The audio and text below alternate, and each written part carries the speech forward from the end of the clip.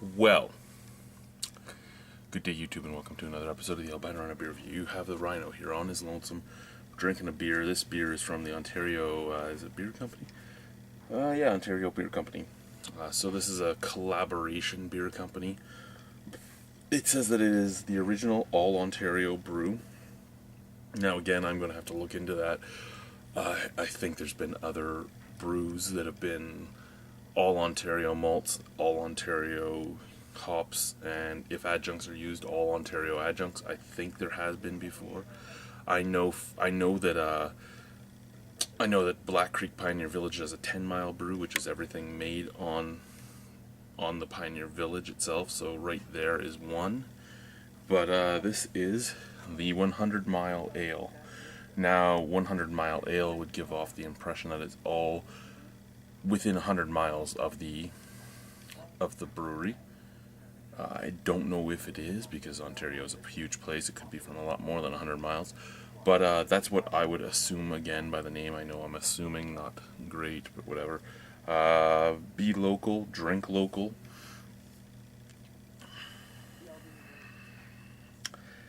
5.4% alcohol by volume. 473 milliliter can. Ingredients: malted barley, hops, water, and yeast. Brewed in Ontario using only Ontario-grown hops and barley. Produced in association with Nation Hops, Clifford Brewery, Heritage Hill, Hop Farm,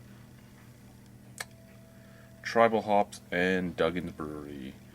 Thank you for supporting local brewers, farmers, and craftsmen. www.ontariobeercompany.com. So right back there's all the logos. Now the lager was just your basic lager. It was basically a Pilsner. I'm expecting this to be nothing more than either a stock lager, stock ale, an export ale, or a cream ale.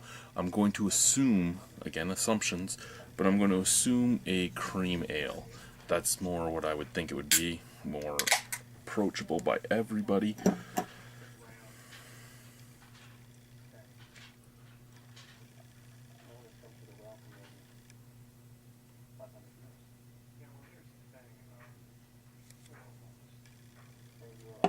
It does have a nice look to it when it's poured. I mean, look at that color.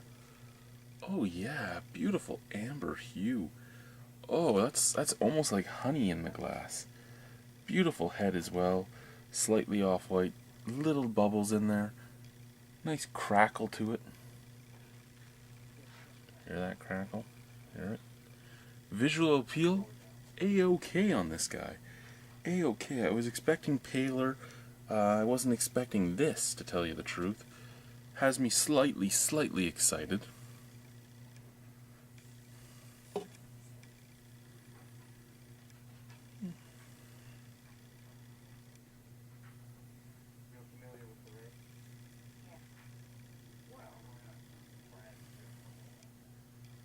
Okay, it smells like I thought it would be. It kind of smells like a cream ale.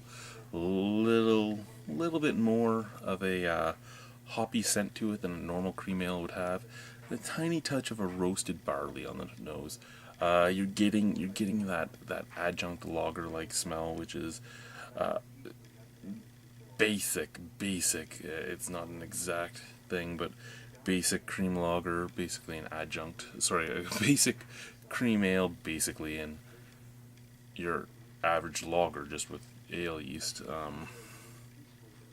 And no, that's not the true definition of it. Before I get some beer snob out doing it, I'm giving somebody a quick introduction to a cream ale category. Cream ale is basically that. Basically an adjunct lager, but in ale form. That's why there's so many cream ales by big brewers like 50 and everything else. But the color's beautiful. The smell, not bad. Again, roasted barley, a little bit of a corny sweetness, and hops. Again, not saying there's corn in this, just you're getting that smell. Let's try it. Cheers.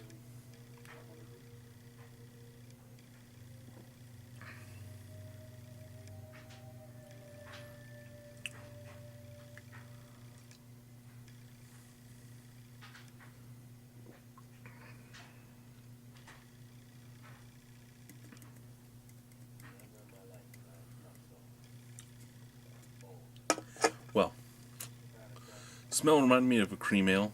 Look reminded me of an amber, or possibly a pale. And the taste is kind of on par with a pale ale, in all honesty. Very, very light pale ale. Nice little roasted barley up at the forefront. Gives a nice little sweetness. Touch of caramel in that taste. Then you fade to an earthy hop bitterness, almost like an English pale ale. And then you just get your dirty, earthy hops in the background, and they just are still there now. They're not emanating, they're not throat puckering, they're not like you're eating a dirt pie, but they're there. Excuse me.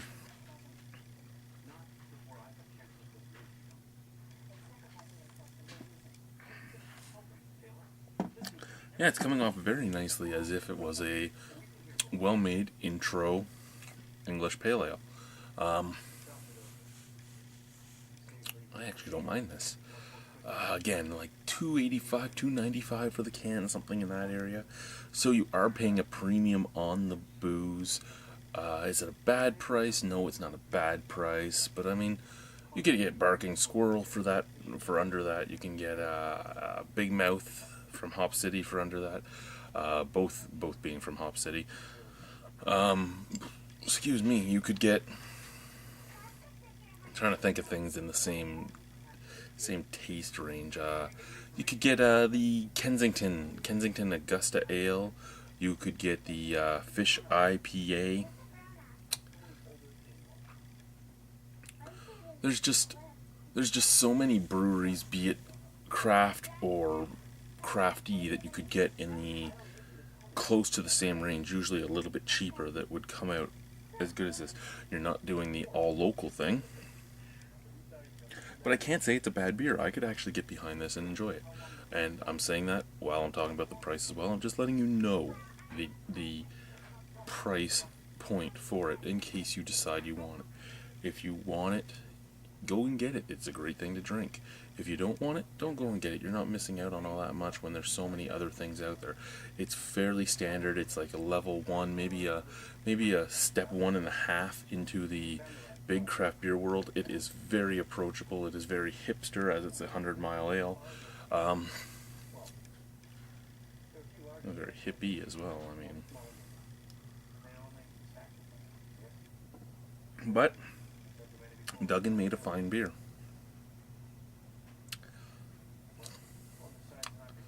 Again, it has a little bit of a watery middle. That might be my only tasting note I don't like about it.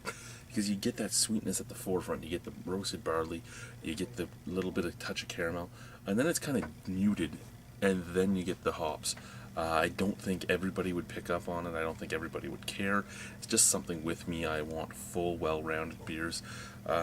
Very good beer still. I will give this a 7 out of 10. I would buy this again. So 100-mile ale, 7 out of 10 from the Rhino, I would buy it again. I have absolutely no problem drinking the 100-mile ale. Good work, Duggan and company. Good work. Cheerio. Put my pinky up and chug. Let's hope I can. I ate a sub earlier and I drank a big glass of water with it. Let's do this.